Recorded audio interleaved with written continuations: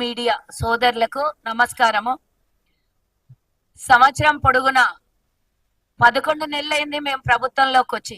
ఈ 11 నెలల నుంచి ప్రతిపక్ష హోదాలో ఉండి ప్రభుత్వానికి అవసరమైన చోట సలహాలు సూచనలు ఇవ్వడానికి ప్రజల పక్షాన మిమ్మల్ని ప్రతిపక్షంలో కూర్చోబెట్టిండ్రు తెలంగాణ ప్రజలు. 10 ఏళ్ల పాలన దుర్వినియోగం చేసిండ్రని కాంగ్రెస్ ప్రభుత్వానికి ఈ రోజు పట్టం కట్టినటువంటి తెలంగాణ 4 కోట్ల మంది ప్రజలకి మీరు కనీసం అధికారంలో ఉన్నంతసేపు ఏం చేయలేదు, ప్రతిపక్షంలో ఉన్నంతసేపు దాడులు తప్ప ఇంకొకటి తెలియదు. వ్యతిరేకించడం, మాట్లాడడం తప్పించి ప్రజలకు అవసరం ఉన్న ఒక్క పని కూడా పనికొచ్చే మాట మాట్లాడనటువంటి కేసీఆర్ గురించి, అదే ఇప్పుడు మనకు 4 నెలల నుంచి కనబడనటువంటి కేసీఆర్ అయినా, విదేశాలకు తిరిగేసి వచ్చేటటువంటి కేటీఆర్ అయినా, 6 అడుగుల బుల్లెట్ అని చెప్పుకునేటటువంటి హరీష్ రావుకైనా ఈ మీడియా ముఖంగా ఒక సవాల్ ఇస్తున్నా నేను. మీ 10 ఏళ్ల పాలన తీసుకుందాం, మా 10 నెలల పాలన తీసుకుందాం. ఈ 10 ఏళ్లలో మీరు మొట్టమొదటిదే అబద్ధంతో మొదలైనటువంటి మీ పాలన. దళితునికి ముఖ్యమంత్రిని చేస్తా, 3 ఎకరాలు గిరిజనులకి దళితులకి 3 ఎకరాలు ఇస్తా అని అబద్ధమాడి, ఇంటికో ఉద్యోగం ఇస్తా అని అబద్ధమాడి, ఈ పేదోళ్ళకి అందరికీ కూడా డబుల్ బెడ్రూమ్ ఇండ్లు ఇస్తా అని అబద్ధాలాడి 10 ఏళ్లు పబ్బం గడుపుకున్నటువంటి కేసీఆర్ పాలనతో కాంగ్రెస్ పాలన పోల్చుతుంటే ఈరోజు ముక్కు మీద ఏలేసుకునేటటువంటి పరిస్థితి. మరి మేము వచ్చి 10 నెలలే అయింది. ఆ 10 నెలల్లో మీ కళ్ళకు కనబడతలేదా మేము చేసినటువంటి అభివృద్ధి? 7.5 లక్షల కోట్లు తెలంగాణ ప్రజల మీద, ప్రభుత్వం మీద అప్పుల భారం మోపింది గాక పూటకొక మాట, అబద్ధాల మాట, ఇష్టం వచ్చినటువంటి మాటలు మాట్లాడుతుంటే నేను కొన్ని ప్రశ్నలు వేస్తా. సవాల్కు రెడీగా ఉన్నారా? ఎక్కడ రమ్మంటారా రండి, చర్చకు సిద్ధమైతే మీరు ఎక్కడికి పిలిస్తే మేమన్నా వస్తాం. మీరన్నా ప్లేసు టైము మీరు చెప్పండి, లేదంటే మమ్మల్ని చెప్పమన్నా చెప్తాం. కనీసం ఇంకిత జ్ఞానం పెట్టుకోండి. హరీష్ రావు, కేటీఆర్ మీ అయ్య ఎట్లన్నా రాడు, ఫామ్ హౌస్ ల నుంచి బయటికి రాడు. ఏదో పులి బయటికి వస్తుంది, సింహం బయటికి వస్తుంది, నక్క బయటికి వస్తుంది అని చెప్పుడు కాదు. మేము అడిగే ప్రశ్నలకు సమాధానాలు ఉన్నాయా? 10 ఏళ్లలో ఎవ్వరు కూడా దేశంలో ఎక్కడ కూడా చెయ్యనటువంటి అభివృద్ధి ఈ రోజు కాంగ్రెస్ తెలంగాణలో ముంచి కూర్చోబెట్టి కుక్కలు చింపిన ఇస్తరాకు చేసి అప్పుల పాలు చేసినటువంటి తెలంగాణని ఈరోజు సరిదిద్దుకుంటూ రూపాయి పోగేసి ఇచ్చినటువంటి హామీల్ని ప్రతి నిత్యం అనునిత్యం మా ముఖ్యమంత్రి, మంత్రి మండలి పూర్తి స్థాయిలో పనిచేసి 24 గంటల్లో 14 నుంచి 16 గంటలు మా మంత్రివర్గం పనిచేస్తోంది. ప్రజాభవన్ లో మంగళ శుక్రవారాలే కాకుండా గాంధీ భవన్ లో వారానికి ఒకసారి మంత్రులు కలుస్తున్నారు. ప్రజల సమస్యల్ని వింటున్నారు, అప్పటికప్పుడే సమస్యల్ని పరిష్కారం చేస్తున్నారు. ఇన్ని విధాలా కాంగ్రెస్ ప్రభుత్వం దూసుకెళ్లి ప్రజల పక్షాన పనిచేస్తుంటే నోళ్లు ఉన్నాయి కదా, నాలుకకు నరం లేదు కదా అని ఇష్టం వచ్చినట్లు మాట్లాడుతుంటే ఈ 10 నెలల పాలనలో ఎవ్వరు కూడా దేశంలో ఏ రాష్ట్రం కూడా 55,000 ఉద్యోగాల్ని వేయలేదు.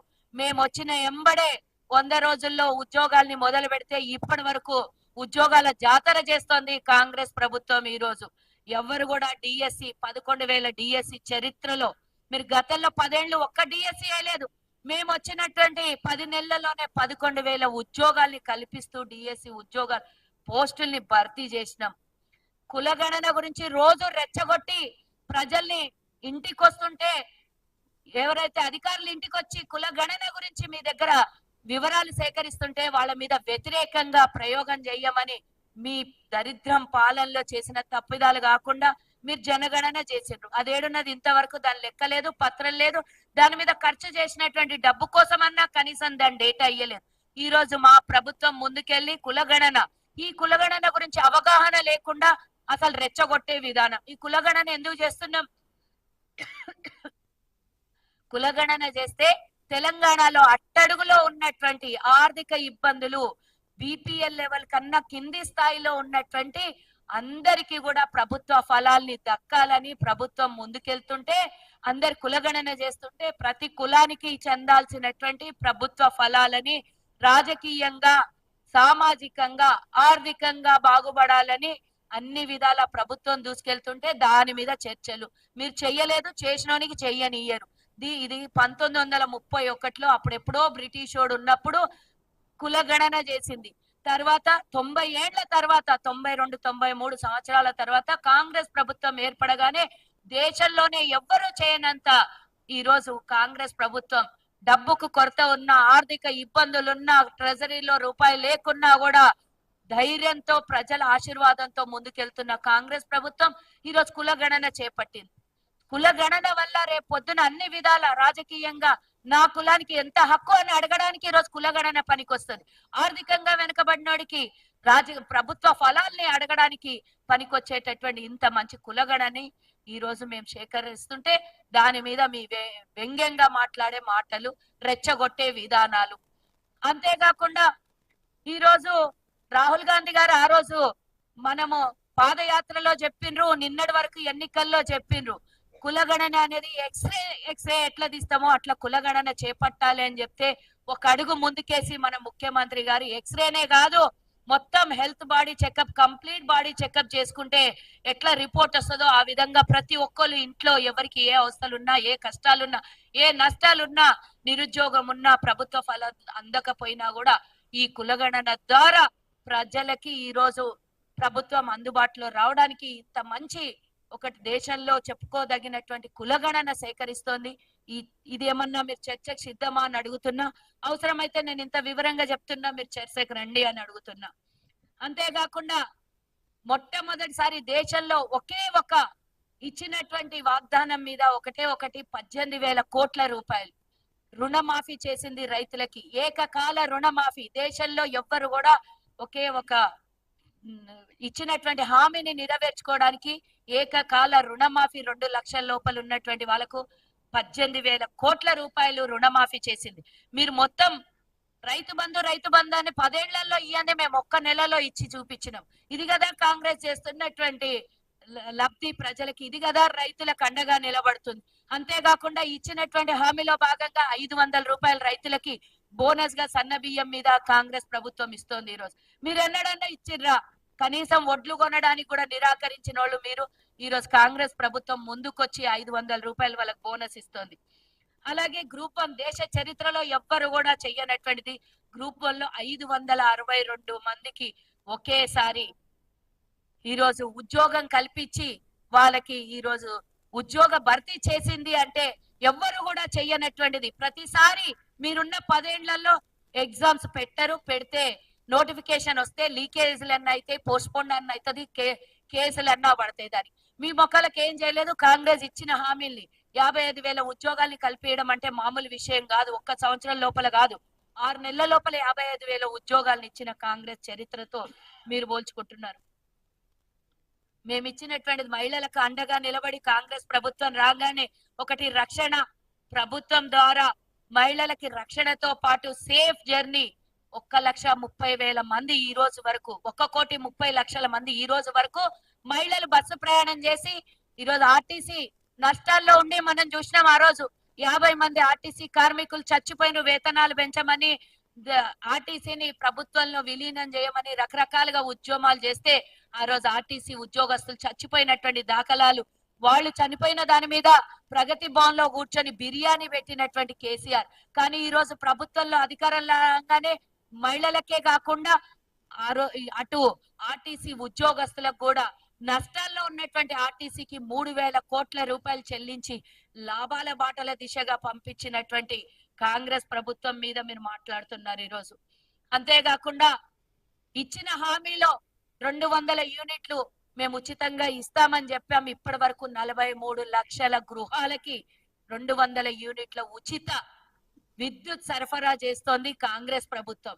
దీంతో మాకు మీకు పోలిక ఉందా? మీరు ప్రతి సంవత్సరము ధరలు పెంచుకుంటూ పోయినరు విద్యుత్ మీద. చిన్న పేదోని గుడిసెల్లో కూడా 500,000 రూపాయల బిల్లులు వచ్చి కట్టలేని పరిస్థితి, కూలీ చేసుకున్నోడు కూడా. ఈ రోజు అట్లాంటిది కూడా విముక్తి కలిగించి 200 యూనిట్ల ఉచిత కరెంట్ ఇచ్చింది కాంగ్రెస్ ప్రభుత్వం. ఈ రోజు దేశంలో ఎవ్వరు కూడా, ఎన్నో రాష్ట్రాలలో అధికారాలు పోతున్నాయి, వస్తున్నాయి, ఎన్నికలు అవుతున్నాయి, ఎక్కడ కూడా 500 రూపాయలకి ఎక్కడ కూడా గ్యాస్ సిలిండర్ ఇవ్వలేదు. కేంద్ర ప్రభుత్వం దగ్గర మేము 1000 రూపాయలకు సిలిండర్ ని, 1200 సిలిండర్ ని కొని 500 రూపాయలు ప్రభుత్వం మీద భారం వేసుకొని ప్రజలకి అనుకూలంగా ఇచ్చినటువంటి వాగ్దానాల్ని నెరవేర్చడం కోసం ఈ రోజు మేము 500 రూపాయలకు సిలిండర్ ని అందజేస్తున్నాం. దాని మూలంగా 45 లక్షల కుటుంబాలకు ఈ రోజు సిలిండర్ పంపిణీ చేస్తున్నాం మేము.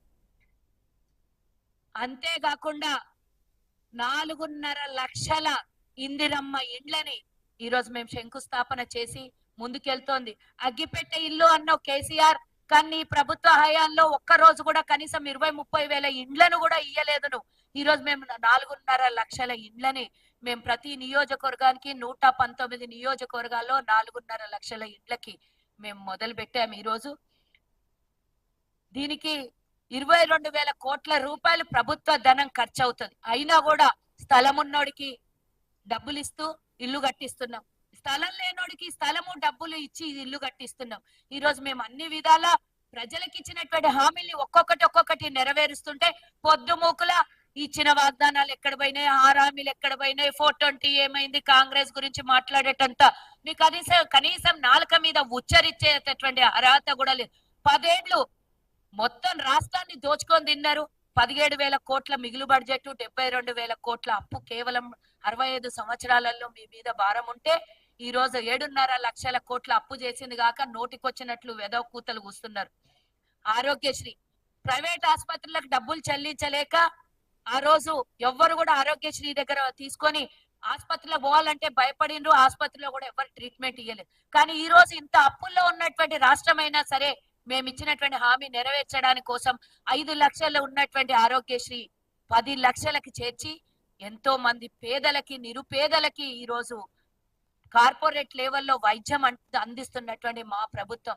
ఆనాడు రాజశేఖర్ రెడ్డి గారు మొదలు పెట్టినటువంటి ఈ ఆరోగ్యశ్రీని కేసీఆర్ దీన్ని కథం పట్టిద్దాం అనుకున్నా, మా ప్రభుత్వం రాగానే మళ్ళీ కార్పొరేట్ లెవెల్లో పేదవాడికి కూడా గుండా ఆపరేషన్ అయినా చేసుకోవడం కోసం, ఎంత కష్టాల్లో నష్టాల్లో ఉన్నా కూడా పేదోడు పోతే కార్పొరేట్ ఆసుపత్రుల్లో డోర్లు ఓపెన్ చేయడం కోసం 10 లక్షల రూపాయల ఆరోగ్యశ్రీ ద్వారా ఈ రోజు ప్రజలకు అందుబాటులో ఉంది మా హయాంలో అని చెప్పడానికి ఈరోజు సంతోషకరం కాకుండా ఈరోజు ప్రజల పక్షాన ప్రజాపాలన నడుస్తోంది అని చెప్పడానికి ఇవే నిదర్శనం. అంతేకాకుండా హాస్టల్ విద్యార్థులకు ఎప్పుడు కూడా చరిత్రలో ఎన్నడూ కూడా చూడనటువంటిది కాస్మెటిక్సే కానివ్వండి, డైట్ కోసమే కానివ్వండి, రేవంత్ రెడ్డి గారు మొన్న పిల్లలకి వీళ్ళు వాళ్ళు అని కాదు, ఎవరికైనా సరే హాస్టల్లో ఉండేటటువంటి విద్యార్థుల కోసం ధరల్ని పెంచి వాళ్ళకి ఈరోజు వాళ్ళ ఆశీర్వాదం పొందినటువంటి ప్రభుత్వం మాది. ఈరోజు అలాగే ఇంటిగ్రేటెడ్ రెసిడెన్షియల్ స్కూళ్ళని కూడా ఈరోజు కుల మత భేదం లేకుండా అందరి కోసం అందుబాటులో తీసుకురావడం కోసం మొన్ననే ప్రారంభించినటువంటి విషయం మనం గుర్తు చేసుకోవాలి. దీనికోసం 5,000 కోట్ల రూపాయలని ప్రభుత్వం వెచ్చించి ముందుకెళ్తోంది అన్ని హాస్టళ్ల కోసం అని కూడా ఈరోజు ఈ సందర్భంగా తెలియజేస్తున్నా. దేశంలో ఎవ్వరు చేయలేంది, ఏదో చేస్తారు, కానీ అన్నిటికన్నా పెద్దది స్కిల్ డెవలప్మెంట్స్, అలాగే స్పోర్ట్స్ యూనివర్సిటీలు తెలంగాణలో తీసుకొని వచ్చి 11 నెలల్లో 11 ఏళ్ళైనా కూడా ఇవి సాధ్యం కానటువంటి పనులని కాంగ్రెస్ ఈ రోజు చేసి చూపిస్తోంది 11 నెలల్లో. అంతేకాకుండా మూసీని మొత్తము ప్రక్షాళన చేసి తెలంగాణ ప్రజలకి ఆ మురికి నీటి బాధ నుండి, దోమల కాటు నుండి, మురికి నీటిలో నివాసం ఉండే వాళ్ళకి తప్పించడం కోసమే కాకుండా మూసీని ప్రక్షాళన చేస్తే గంగా, యమున ఇలాంటి రివర్ పేర్లే కాకుండా మూసీని కూడా ఆ రివర్ పేర్ల పక్కన పెట్టాలనే ఒక ప్రపంచ రికార్డు సాధించడం కోసం విదేశాలకి చూసి వచ్చి ఈ రోజు తెలంగాణలో మరి మూసి ప్రక్షాళన చేయాలని మా ప్రభుత్వం ఎన్ని కష్టాలు వచ్చినా కూడా దాన్ని ముందుకు తీసుకొని వెళ్ళి అక్కడ మూసీలో నివాసం ఉంటున్న వాళ్ళకి సురక్షితంగా ఇందిరమ్మ ఇండ్లని, డబల్ బెడ్రూమ్ ఇండ్లని కూడా ఇచ్చి వాళ్ళకి ఖర్చుల కోసం 25,000 ఇచ్చి వాళ్ళకి సురక్షితంగా వాళ్ళకు కావాల్సినటువంటి ఏర్పాట్లు ప్రభుత్వం చేస్తుంటే మూసీలో ఉన్నటువంటి మీ కబ్జా కోర్లను రక్షించడం కోసం అడ్డంగా పండుకుంటాం, నిలువుగా పండుకుంటాం అని మాట్లాడుతున్నారు.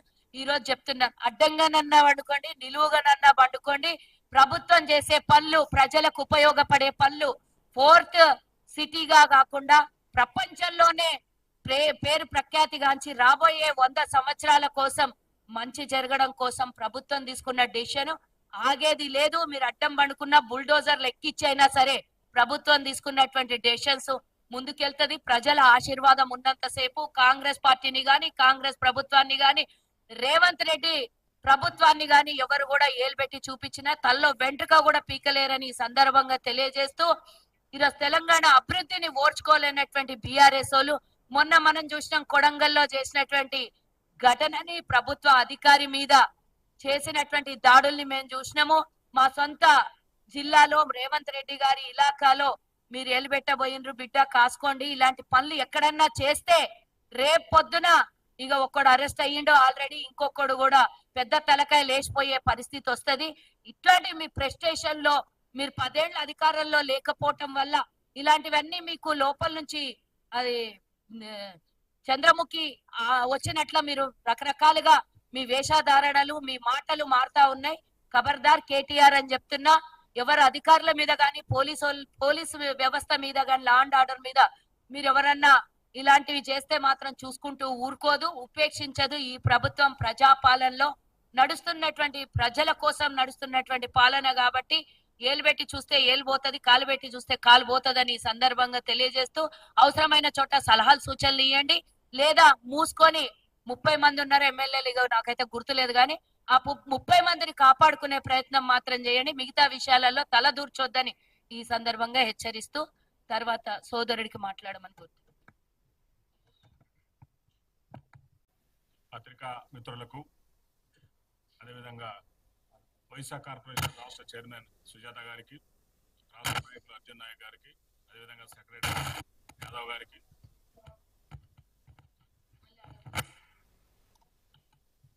ఇప్పుడు వస్తుందా ఇప్పుడు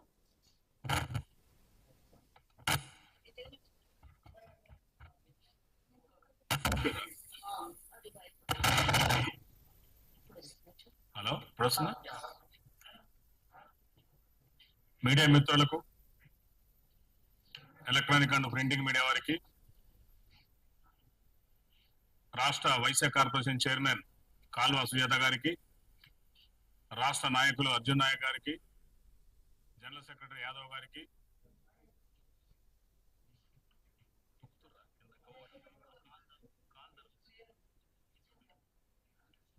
హలో ఇప్పుడు వస్తుందా?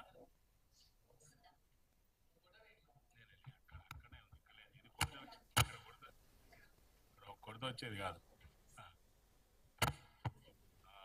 ఒక్కసారి వస్తుందా? ఇప్పుడు వస్తుందా?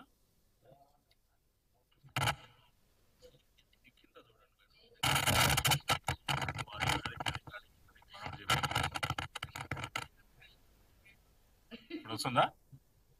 హలో ఇప్పుడు వస్తుందా?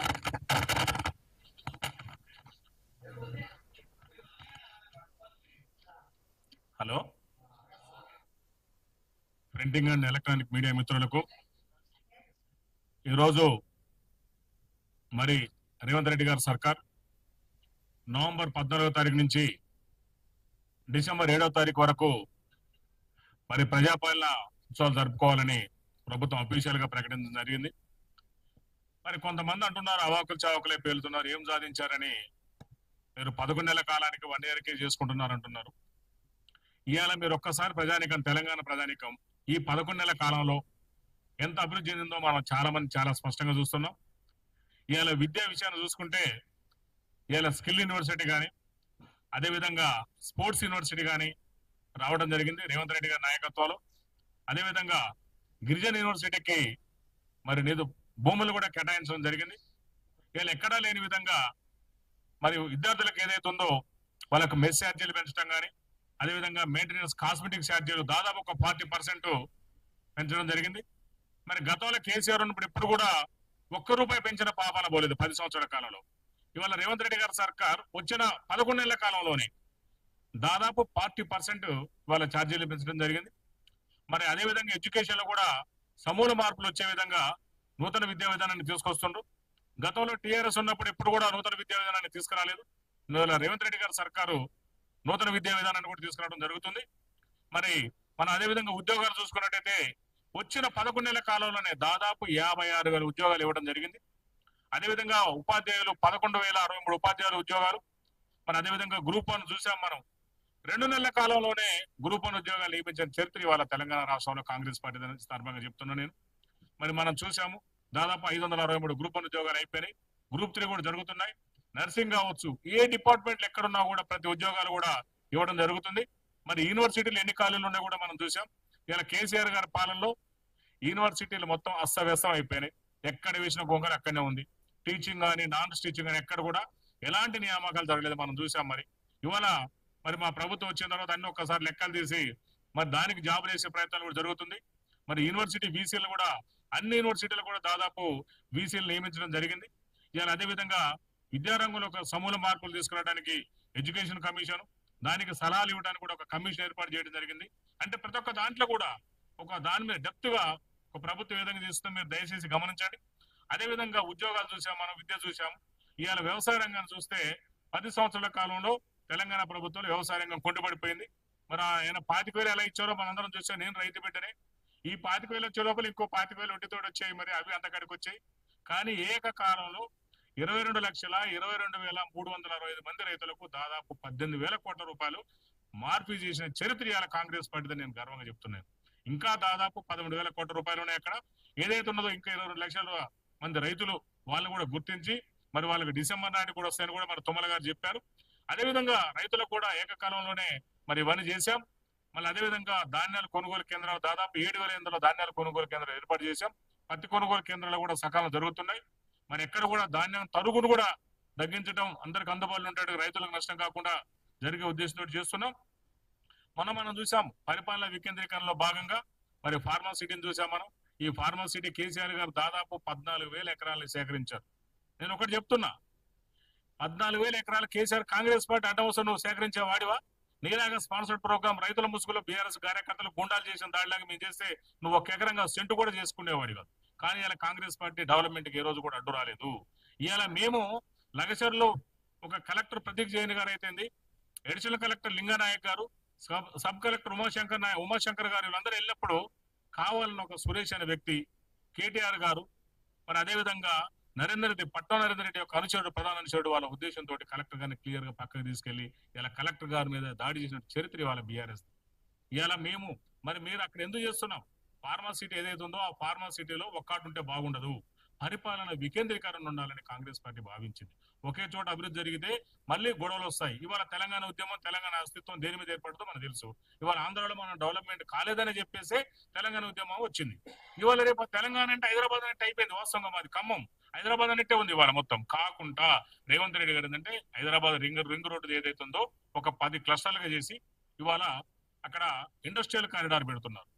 ఇండస్ట్రియల్ కారిడార్కి 1,375 ఎకరాలు అవసరం ఉంటే ఆల్రెడీ 600 ఎకరాలు ప్రభుత్వ భూమి ఉంది అక్కడ. మిగతా భూమి తీసుకోవాలి దుగ్గ్యాల మండలంలో ప్రయత్నిస్తున్నప్పుడు వాళ్ళు కావాలని గొడవలు చేశారు. మనం చాలా స్పష్టంగా చూసాం మనం. అదేవిధంగా ఉపాధిలో కూడా చాలా ముందుకు వస్తుంది. ఇన్ఫ్రాస్ట్రక్చర్ డెవలప్మెంట్ చేసి అందరికి కూడా ఆ సంబంధిత ఏరియాలో ఉపాధి కూడా కల్పించాలనే ఉద్దేశంతో ఇవాళ ప్రభుత్వం చేస్తుంది. మేము గతంలో చూసాం, మేము వచ్చిన తర్వాత ఉచిత విద్యుత్తు అమలు చేసాం. దాదాపు 200 యూనిట్లు ఉన్న వాళ్ళకు 43 లక్షల మంది దాకా దాదాపుగా ఉచిత విద్యుత్ ఇప్పుడు అమలైంది. మరి అదేవిధంగా 500 రూపాయల గ్యాస్ సిలిండర్ కూడా చూసాం. మరి దాదాపు వాళ్ళు ఒక 45 లక్షల మంది బెనిఫిషియర్స్ కూడా ఉన్నారు. మరి అదేవిధంగా ఉచిత బస్సు ప్రయాణం చూసాము. ఉచిత బస్సు ప్రయాణం కూడా ఇవాళ మహిళలు కూడా చాలా మంది అంటున్నారు, మేము ఊళ్ళలో తిరిగినప్పుడు కమ్మలు అటు తిరుగుతుంటే కూడా బాగుందన్న, ఇది సీరానా, ఇది మంచి స్కీమ్ ఇది. మరి ఎందుకంటే మేము అటు ఇటు పోవాలంటే మేము 10కి 12కి మా ఇంటి ఆయన అడుక్కోవాల్సి వచ్చింది. ఇవాళ మాకు ఆ పరిస్థితి లేకుండా రేవంత్ అన్న మేము ధైర్యంగా పోయేటట్టు చేశారు. ఇవాళ ఆడవాళ్ళు 50% ఉన్నారు. వాళ్ళు అన్నింటిలో వాళ్ళ భాగస్వామ్యం ఉన్నారు. లాయర్లు, డాక్టర్లు వాళ్ళు అన్నీ వచ్చారు. ఇవాళ వాళ్ళకి ఈజీగా ఉండాలి అంటే ఆర్థికంగా ఇబ్బంది లేకుండా ఉండాలి, ఇలా పెట్టారు. అది ఇవాళ అట్లాంటి స్కీమ్ కూడా చాలా ముందుకుంది. అదేవిధంగా రాజశేఖర రెడ్డి మహనీయుడు పెట్టాడు మరి ఉచిత ఆరోగ్య బీమా. ఇవాళ ఆరోగ్య బీమాను కాంగ్రెస్ పార్టీ రాగానే 5 లక్షల నుంచి 10 లక్షలు చేసిన చరిత్ర ఇది. ఎక్కడ కూడా చేయలేదు దేశంలో. ఈ స్కీమ్లు ఏంటంటే ఎక్కడ కూడా మీరు దయచేసి గమనించండి, ఇవి ఎక్కడ కూడా చేయలేదు. మరి ఇవాళ కాంగ్రెస్ పార్టీ చేసింది. రైతు రుణమాఫీ, రకరకాల స్కీములు కూడా ఇవాళ కాంగ్రెస్ పార్టీ పెట్టింది. అదేవిధంగా సర్వే అనేది ఇవాళ ఒకటి చూస్తున్నాం మనం. ఇవాళ చాలా కరెంట్ టాపిక్, పెద్ద విషయం ఇది సర్వే. ఇవాళ చాలా మంది అంటున్నారు సర్వే ఏంటి, ఇంట్లోకి వచ్చి మా డీటెయిల్స్ అడుగుతున్నారు, మా అన్ని ఆర్థిక వివరాలు అడుగుతున్నారంటే ఇది కేవలం మీ వివరాలు తీసుకొని మీకు సంబంధించిన స్కీములు అమలు చేయడం కోసం చేసేదే. నేను ఒక ప్రాక్టీసింగ్ అడ్వకేట్ కూడా చెప్తున్నాను. దీనివల్ల ఎవరికి ఉన్నటువంటి స్కీములు పోవు, ఏమి పోవు. మీకు ఇదేంటంటే సామాజిక, ఆర్థిక, రాజకీయ, సంక్షేమ, విద్య, ఉపాధి, కులగణన. యాక్చువల్గా ఏంటంటే బీసీ కులగణన అన్నప్పుడు ఇవన్నీ ఎందుకనే చాలా మందికి ఒక డౌట్ వస్తుంది. చట్ట ప్రకారం కులగణన చేసే అధికారం రాష్ట్ర ప్రభుత్వాలకు లేదు, ఇది దేశాలే చేయాలి. మోడీ సర్కారు నేను బీసీలు లేసి చెప్పుకునే మోడీ ఇవాళ బీసీల కోసం ఆయన చేసింది ఏం లేదు. కులగణన చేస్తే ఎక్కడ బీసీలకు ఇవ్వబడితే ఆయన కులగణన చేయడానికి కూడా ఇష్టపడట్లేదు. ఇవాళ ఒక బీసీలకే కాదు ఈ కులగణన, మీరు గమనించండి. ఇవాళ ఓసీలు కానీ, ఈబీసీలు కానీ, ఎస్సీలు కానీ, ఎస్టీలు కానీ వాళ్ళ విషయాలు అన్ని చెప్పినట్టయితే సమగ్రంగా కూలంకుషంగా రాసుకొని దాని మీద ఒక ఎక్స్పర్ట్ కమిటీ అధ్యయనం చేసిన తర్వాత దానికి సంబంధించిన స్కీములు ఇంకా బలంగా ఇంకా పవర్ఫుల్ గా ఎలా అమలు చేయాలని పెట్టడం కోసం చేసింది తప్ప ఇక్కడ వేరే ఏం లేదు. మీ ఇళ్లకు వచ్చినప్పుడు కూడా అందరూ కూడా దయచేసి దీనికి మంచిగా సహకరించండి, వాళ్ళు కూర్చోబెట్టండి.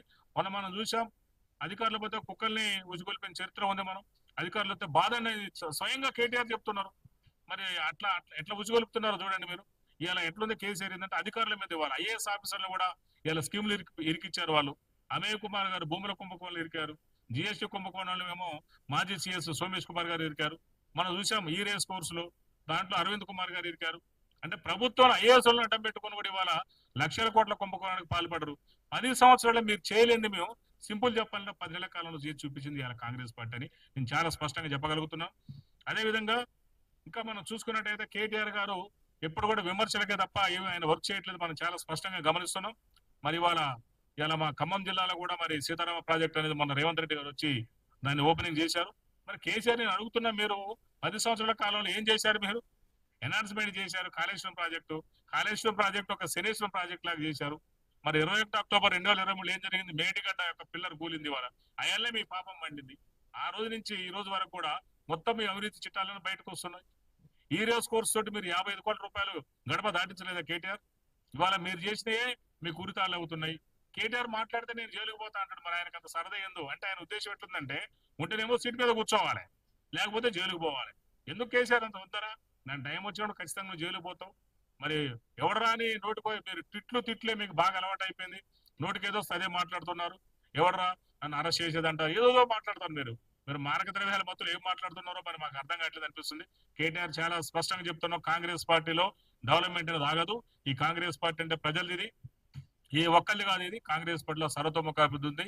ఒకరి కోసం పెట్టిన పార్టీ కాదు, ఒకరి కోసం పెట్టినటువంటి సంక్షేమం కాదు. ఇది ఖచ్చితంగా మీరు ఎన్నట్టు వచ్చినా గానీ మేము అభివృద్ధికి మాత్రం రాజీపడమని చాలా స్పష్టంగా తెలియజేస్తున్నాడు.